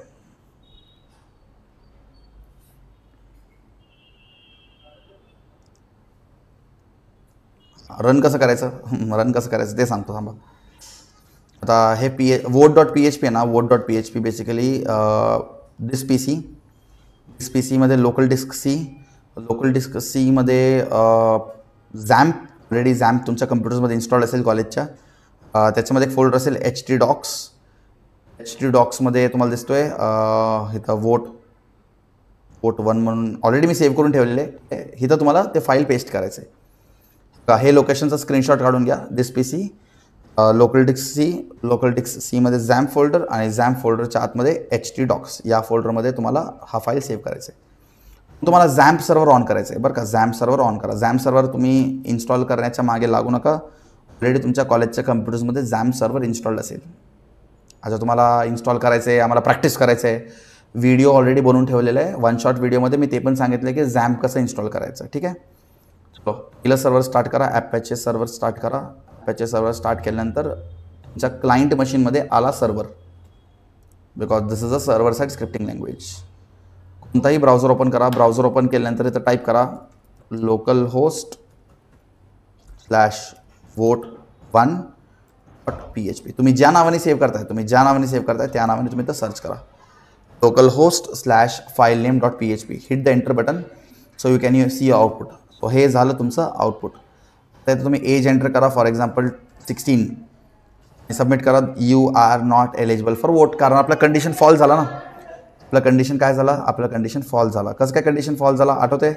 सो एजचा व्हॅल्यू आपण काय दिलं? एजचा व्हॅल्यू आपण <18 दिलं. सो एजचा व्हॅल्यू <18 असेल तर आपण काय प्रिंट करणार? You are not eligible to vote. समजलं? चलो आता आपण सेकंड पॉसिबिलिटी बघू. तर जर मी व्हॅल्यू दिला 23 आणि 23चा व्हॅल्यूला जर मी सबमिट बटनवरती क्लिक केलं, सो आपल्याला मेसेज भेटणार you are eligible to vote. काय मेसेज भेटणार? You are eligible to vote. So you are eligible to वोटचा ऑप्शन आपल्याला का भेटतो? कारण आपला एजचा व्हॅल्यू 18पेक्षा ग्रेटर होता. तर एजचा व्हॅल्यू 18पेक्षा ग्रेटर असेल then the person is eligible to vote. So हा कंडिशन ट्रू झाला. तर एलिजिबल टू वोट आणि कंडिशन फॉल्स झाला तर नॉट एलिजिबल टू वोट. यालाच आपण म्हणतो control structures in PHP. Decision making. एचा व्हॅल्यू येणार कुठून? एचा व्हॅल्यू आपण घेतोय by method called as post. PHPमध्ये 2 मेथड्स असतात, एक असतो गेट आणि एक असतो post. By using get method and post method we can bring the values from the form to the PHP function. So $a value आपण पोस्ट मेथडने आणलं. पण कुठून आणला? T1 कोण आहे रे बाबा? T1 अरे हा तर आपला टेक्स्ट बॉक्स आहे. येस, टेक्स्ट बॉक्समधून आपण व्हॅल्यू घेणार, पोस्ट मेथडने आपण इकडे आणणार आणि व्हेरिएबल ए मध्ये देणार. आणि व्हेरिएबल ए मग डिसिजन घेण्यासाठी हेल्प करेल. पूर्ण कोडचा फ्लो तुम्हाला सांगितलेलं आहे. समजलं? आता सेकंड प्रॅक्टिकल काय? To count the number of vowels. बरोबर, वॉवेल्स. जसं आपण जावास्क्रिप्टने वॉवेल्स काउंट केलं तसंच आपल्याला PHPने पण वॉवेल्स काउंट करायचं आहे. ऑलरेडी मी बनवून ठेवलेले हे बघा. ऑलरेडी वॉवेल्स नाही आहे. एक काम करू, आपल्याला इकडे वॉवेल्स आणावं लागेल.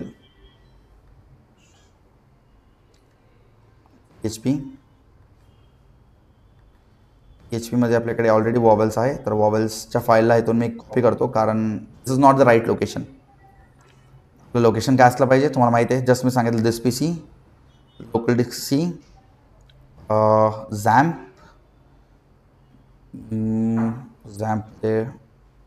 डॉक्स आणि ht डॉक्समध्ये आपल्याला हे पेस्ट करायचं आहे वॉवेल्स.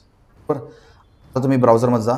तर तुम्ही सर्च करा localhost/voels.php. आता सुद्धा तुम्ही सर्च करा HELLO. So number of vowels, तर तुम्ही टाकलं इन्फॉर्मेशन, नंबर ऑफ वॉवेल्स 5. समजलं? असा असतो आपला कोड. सो एकदा कोड गो थ्रू करा बरं. एकदा कोड तुमचा गो थ्रू करा, तुलाही समजेल. तुम्हाला एक्सप्लेन तर करणार आहे, पण तुम्ही पण एकदा गो थ्रू करा बरं.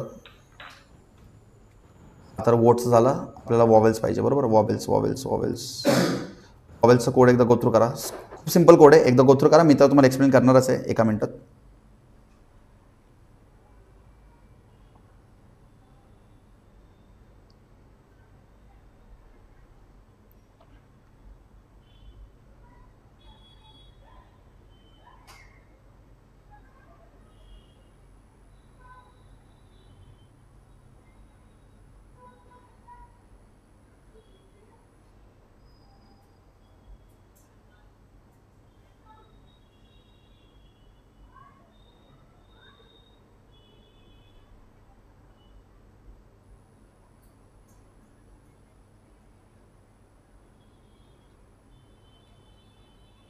ओके,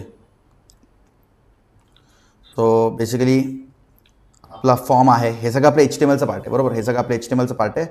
इथून आपलं PHP स्टार्ट होतं, इथून आपलं PHP स्टार्ट होतं. आपण एक फॉर्ममध्ये एक मेथड वापरते पोस्ट. फॉर्ममध्ये पोस्ट वापरल्यामुळं इथं जो काही व्हॅल्यू असेल तो इथं येऊन जाईल, स्ट्रिंगमध्ये येऊन जाईल. आणि स्ट्रिंगमध्ये आल्यानंतर परत आपण त्याला एक व्हेरिएबल स्ट्रिंगमध्ये स्टोअर करू आणि मग आपण एक ॲरेमध्ये त्याला कम्पेअर करत राहू. काय करू? ॲरेमध्ये कम्पेअर करत राहू. तसं सेम आपलं जावास्क्रिप्टचं होतं ना रे. ॲरेमध्ये आपण व्हॅल्यूज ठेवलेत, ॲरेमध्ये आपण वॉवेल्सचे एलिमेंट्स ठेवलेत आणि मग आपण एका फॉर लूपमध्ये त्यांना टाकलं आणि त्यांना आपण कम्पेअर करत राहिलो. जसं आपण फॉर एक्झाम्पल हॅलोमध्ये एच मॅच होतोय का? नाही. मॅच होतं का? हा. ई मॅच झाला तर आपण नंबरला काउंट करू, नंबरला इन्क्रीमेंट करू. तर AEIOU जसं येतोय तसंच आपण नंबरला इन्क्रीमेंट करत जाऊ. नंबरकडे आपले फायनल आन्सर असेल आणि नंबरला आपण इथं स्टोअर करून टाकू.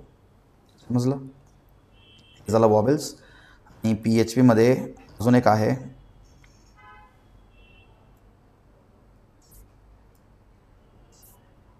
write a PHP to save the marks of English, Hindi, Marathi, Math and Information Technology in an array. Display marks of individual subject along with total marks and percentage. तो marks म्हणून पण एक आपल्याकडे code आहे.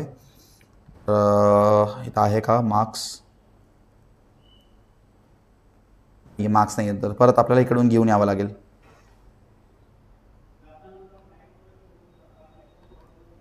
PHPचा marks, कारण this is not the right location. Right location काय तुम्हाला सांगितले ऑलरेडी खूप वेळा. DiskPC, local disk C, XAMPP, htdocs, आपण पेस्ट करू मार्क्स. आता कोडमध्ये ऑलरेडी आपण ॲरे वगैरे बनवले बघा. कोडमध्ये ऑलरेडी आपण ॲरे वगैरे बनवले. अरे कसं आपल्याला ओळखू येतं? अरे जसं फंक्शन आपण ओळखतो पॅरेंथेसिसने, तर ॲरेला आपण ओळखतो या ब्रॅकेटने, स्क्वेअर ब्रॅकेट. स्क्वेअर ब्रॅकेट तुम्हाला जिथं दिसेल तो स्क्वेअर ब्रॅकेटच्या आत जो असतो तो असतो ॲरेचे एलिमेंट्स असतो. Array is a single variable in which multiple values can be stored. कळतं की नाही पिक्चर? सो हे बघा, ॲरे डिफाईन केले आणि आपण ॲरेच्या आतमध्ये मार्क्स पण स्टोअर केलेत. हिंदीमध्ये 76, मराठीमध्ये पर, आणि मग आपण त्यांना ॲड केले. ॲड करून त्यांचं सम केल्यानंतर त्यांचं पर्सेंटेज फाईंड काढलं. थोडंच आहे, अरे कॉमन आहे बाबा, खूप सिम्पल आहे. डिस्प्ले पण करायचं बरं का, मार्क्स, इंग्लिशचे मार्क्स डिस्प्ले पण करतोय. पण बेसिकली तर व्हॅल्यू इनपुट करतो. दिस इज युअर इनपुट, आणि हे आहे तुमचं डिस्प्ले, आणि हे आहे तुमचं सम, टोटल म्हणजे सम, आणि हे आहे तुमचं percentage divide by 5. Total marks divide by number of subject 5. समजलं? आउटपुट दाखवतो. ब्राउझर काय करणार? Local host /marks filename.php. This is output. इंग्लिशमध्ये 56, हिंदीमध्ये 76, मराठीमध्ये 56, 57. याचं टोटल तुम्ही बघू शकता. कोडला इथं तुम्ही कम्पेअर करू शकता. दिसतो तुम्हाला इंग्लिशला 56. आपण इथं प्रिंट करतोय, आपण इथं व्हॅल्यू देतोय आणि इथं आपण प्रिंट करतोय, बरोबर. हिंदीला 76 आउटपुट दिसतो, 76 म्हणजे इथं प्रिंट करतोय. आणि तुम्हाला इथं टोटल दिसतो, टोटल. सो टोटल कसं केलं? टोटल इथं केले आपण. टोटल सगळ्यांना ॲड करत गेलो, सगळ्यांना आपण ॲड करत गेलो. दिस इज टोटल. टोटल आपण सगळ्यांना ॲड करत गेलो आणि मग इथं आपण टोटल डिस्प्ले केलं. पर्सेंटेज डिवाइड बाय 5 केलं तर पर्सेंटेज पण आला. आणि दिस इंडिकेट्स PHP क्लोज होतो, दिस इंडिकेट्स PHP स्टार्ट होतो. दिस इज स्टार्ट ऑफ PHP. हे लक्षात घ्या, एक्झाममध्ये क्वेश्चन विचारतात PHP कसं स्टार्ट होतो. दिस is start of PHP, and this is end of PHP. So I have completed all the 12 practicals in one shot. Complete केलं. I don't know, I tried my level best to understand, to make it understand, but काय एक clear आहे, ज्या स्टुडंट्सने lecture attend केलेत ना, lecture one shot lecture केलेत ना, मग त्याच्यानंतर त्यांनी जे ऐकलेत ना, काहीच प्रॉब्लेम येणार नाही तुम्हाला एवढं सोपं जाणार आहे, खूप सोपं जाईल. पण एखादा स्टुडंट जर अचानक येऊन बघत असेल सगळं, त्यांना थोडं बाउन्स जाऊ शकतो बरं का. तर मी तुम्हाला सांगतो most important viva questions.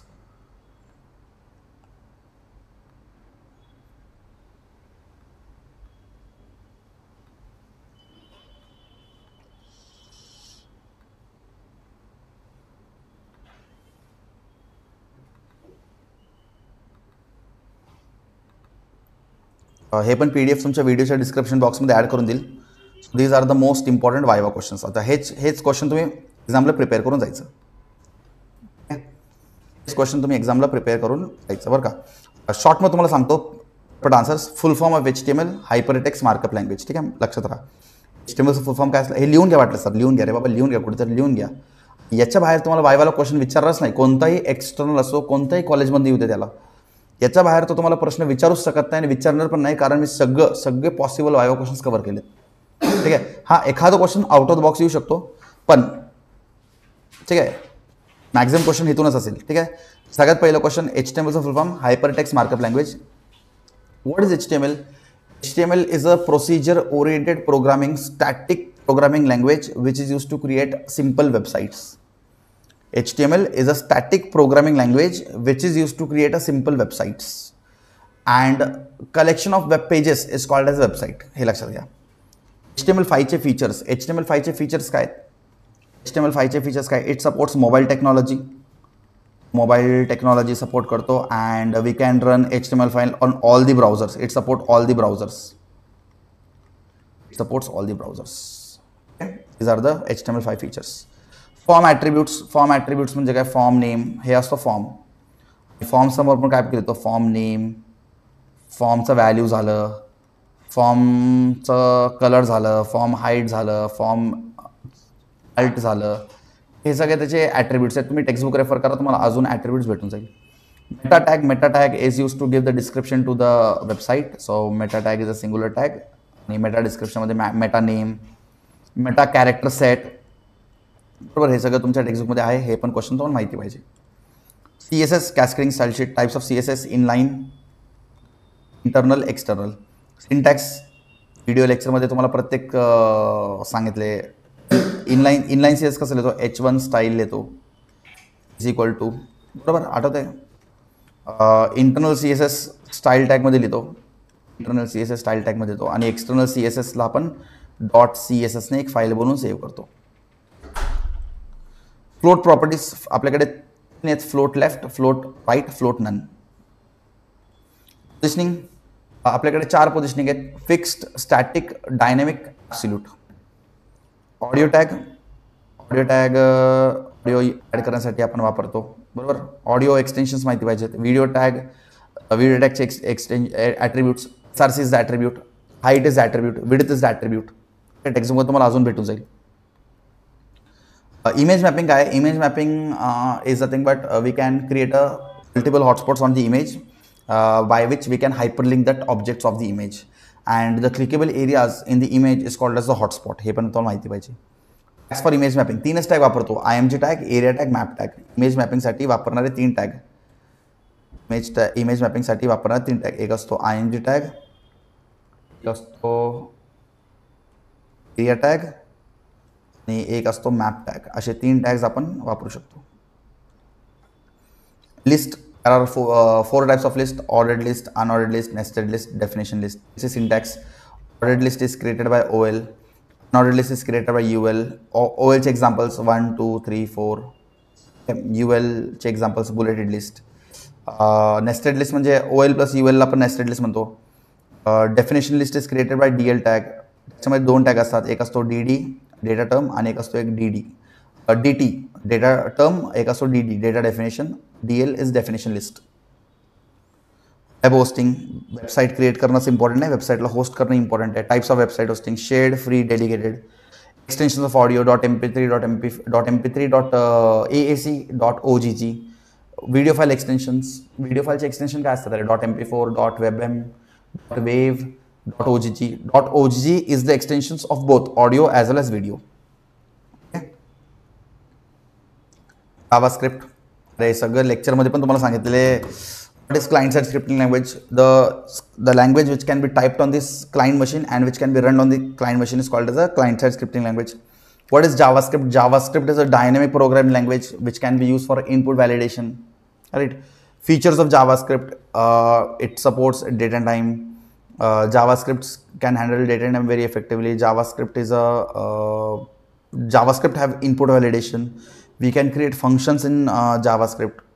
JavaScript is a dynamic programming language. So these all are the features. Variables in JavaScript are used to store the values.